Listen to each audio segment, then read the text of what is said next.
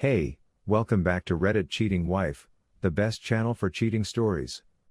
Like and subscribe to the channel for cheating stories like this. She cheated on me twice and I miss my cheating ex and her family, but I know I shouldn't.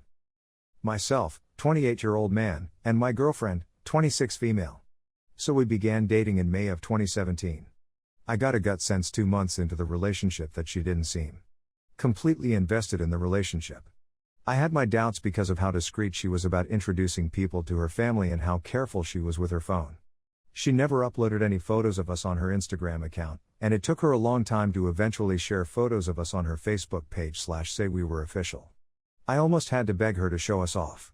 But during a Thanksgiving gathering with her family, I noticed her phone kept ringing as she was cooking. She always kept it on silent.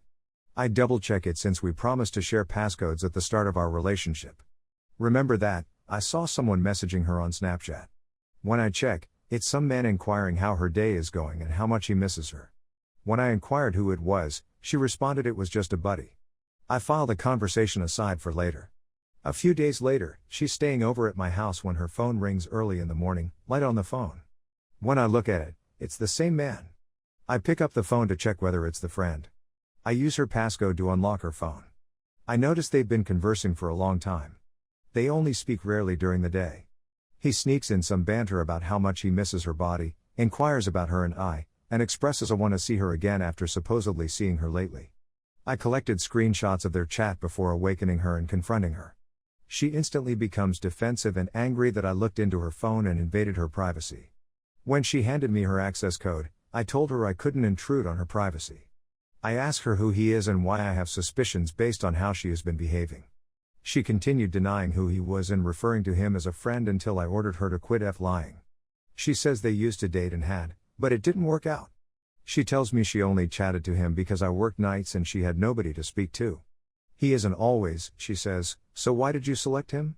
So I never told her about the screenshots because I intended to show her family but didn't. But I flipped out on her for lying to me and talking to an old buddy with whom she used to lie. I reminded her that we committed at the start of the relationship not to speak to anybody we used to like/be with, were currently talking to, or wanted to talk/be with. I warned her she'd made a tremendous mistake and that things wouldn't be simple to rectify. After that trust was visibly damaged, I told her what she needed to do to re-establish my faith in her, which was to show me her phone from time to time and make me feel desired and valued. She was upset because she had to display her phone. Fast forward a few years, and there have been more ups than downs. Things seem to be improving.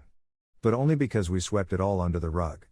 I'm bothered by the fact that she hasn't done what I requested of her to assist me create trust in her. She kept changing her password and even claimed at one point, "What's the purpose of checking in my phone when I can simply change the name on my phone and nobody would know?" She would also make me feel uneasy by saying stuff like I've never dated anybody under 5 feet 11 inches, I'm 5 feet 6 inches and she's 5 feet 3 inches. I had several clues that she was emotionally cheating, lying, being deceptive, and so forth. Things began to spiral, and she went out to a bar on a weekend after I brought up the same problem of wanting her to help me establish confidence in her because she believes that just telling me that her man friends are just friends and that I should trust her is sufficient. Not recognizing that her words are no longer sufficient. After a few days, she contacts me to say she has something to tell me. She texts me that she recently kissed someone else. She supposedly went to a pub and kissed/danced with some man. When she discovered it wasn't me, she pushed him away. Another falsehood, most likely. I blow up her phone trying to get her to answer and she has the audacity to text me that she's on the phone. Who else is more essential to speak to than me? Since she still lived with her parents, I texted her mom that she was cheating on me. I sent her a screenshot of her daughter telling me she cheated at the bar. My ex is upset that I'm telling her family what she's done wrong, yet she felt comfortable telling her mother and sister about when we argued and shared our business. I instruct her to start chatting when she eventually picks up a video call. She expresses her loneliness despite the fact that I visited her almost every weekend, sent flowers to her workplace at random, bought her lunch and drove an hour to dine with her, and so on. So she isn't alone. While I chew her out, she has a pathetic expression on her face. I questioned why she would do all of this knowing that I have trust difficulties and that we are in a long-distance relationship. Why would you do such a thing? My impression was that she didn't care and just wanted to get rid of me. She just contacted me on my birthday, but she treated me to supper. She said that she believed it would be beneficial. I chose couples therapy. I've read a lot of articles and books on relationships. I even volunteered to bring them and read and perform the things they mentioned together. She still refused. When I questioned, she replied she read articles but never showed them to me. As a result, another falsehood is very probable. I began looking for therapists and found one in her neighborhood. I paid for us to go, and she only attended 3 sessions. According to the therapist, she was icy and abrasive. She didn't want to speak about herself, but she was prepared to point out your flaws. She never returned, claiming to be enraged by the sessions. She departed in 2020 after we spent Christmas with our families. Because I was still looking for love. I also discovered that she had resumed messaging with the same man I had caught her texting years before. I guess I was weak because she texted me on January 3rd to go. Fast forward a few months of messaging since we were both unable to let go of the connection. I ceased talking to her for a few weeks before ultimately breaking down and asking how she's been. She claims she is receiving her own space and will be relocating the following day. Who is still in love with her, suggested I could assist her relocate. I arrived the following day, and her family is overjoyed to see me. I should have put her on the spot then and told her family about her infidelity, even though her mother is already aware of it and avoids bringing it up too much because it affects my daughter and I don't want her to be angry at me. However, you will not hold her responsible for her acts. I assist her with her relocation and even accompany her shopping for items for her new apartment. I attempt to speak a little bit in the hopes that we can have a clear heart-to-heart sit-down. Nothing. But we continue to speak as if nothing had changed between us. She'd been racing around for days trying to keep her apartment in order while getting little sleep. I go even farther out of my way to compile a grocery list and purchase her food and wine to stock her fridge. I'd want to sit down with her and chat about all we've gone through. I did, however, allow her to sleep.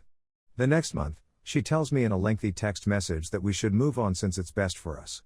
Oh, she never, ever apologized for anything. The only time she apologized was in her final text, when she said, "I realize I made some errors." That was the only time she apologized in 2.8 years. She claims she has had plenty of time to reflect on what we've gone through. While, in fact, I knew about her new person she was talking to long before she posted it on Facebook, and I knew she was talking to someone when I was helping her move. I apologize for the lengthy rant. It still stings knowing I'd done all of this and loved her so much.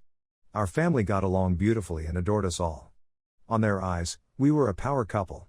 Best buddies. The first young lady I wanted to marry. We discussed baby names, wedding plans, and future trips, among other things. It's strange how you can blame me for calling you out on your BS and attempting to keep you accountable. But then you go and accuse me of being insecure or controlling. She used to claim that since I was a policeman, interrogating her was like an interrogation, so absolutely, I'm going to question you if you've lied, cheated, or been extremely secretive and deceptive.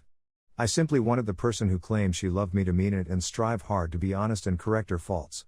I am aware of my shortcomings, and I apologize to her and the therapist for the role I played, but I am also aware that I attempted to rectify the situation. Her mother and brother-in-law are the only people who have seen the screenshots and are aware of the reality. As I have said, I apologize for the rage. She moved on quickly and makes me feel as though she never loved me and it was all a ruse since her family did. All I can think about is how much I miss her and her family. Everything seems so natural. Obviously, not the disadvantages. Again, my apologies. I did what I believed was appropriate for a guy to do, and I felt keeping her responsible was appropriate. But it's as if everything I did, all of it meant nothing. And it broken me a little. She flung it aside, leaving me to pick up the bits.